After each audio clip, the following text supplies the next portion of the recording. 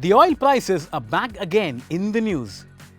Since July, Saudi Arabia has been making an extra voluntary cut of 1 million barrels a day, described by the Energy Minister, Prince Abdulaziz bin Salman, as a lollipop. And this is exactly what happened.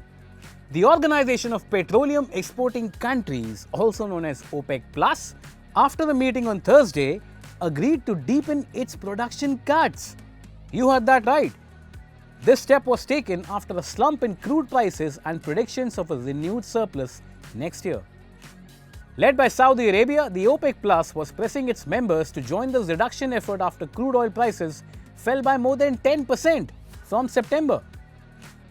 A deeper collective reduction could reduce a renewed oil surplus predicted for early next year. The total curbs amount to 2.2 million barrels per day from 8 producers. Included in this figure is an extension of the Saudi and Russian voluntary cuts of 1.3 million barrels per day. The outlook for oil has weakened over the past 2 months amid plentiful supplies and a darkening economic backdrop. Although prices are further expected to fall next year because of low demand, this reduction in output may affect the surplus next year. Mix that with the ongoing geopolitical conflicts, it becomes more difficult to predict which way will international crude oil prices go next year. Now let's come to India. This development puts India and its oil marketing companies in a peculiar situation. The government has not been cutting prices since over a year now.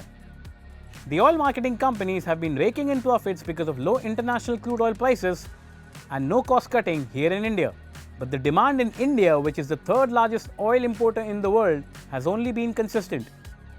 The government and the industry's push for EV adoption can now be seen on the roads, but it is highly unlikely that petrol and diesel demand will reduce significantly in the coming few months. All this points in the direction that the government might cut oil prices in the coming few months. This becomes more imminent in the ongoing election season. Cutting oil prices will not only be beneficial for the respective state governments electorally, but will also ease inflation burden on the common public. Speaking to Mint, Vijay Mehta, CEO of Mefcom Capital, said the government should definitely cut oil prices now as there couldn't be a better time. With recent growth numbers favoring the economy and war on inflation, the time might just be right. A lot will depend on the results of the 5 state elections, but the central and state governments will not wait just before the Lok Sabha elections to cut the prices. It might just happen sooner. So will there be good news regarding petrol and diesel prices in the upcoming months? Well, stay tuned to Live Mint for more such interesting updates.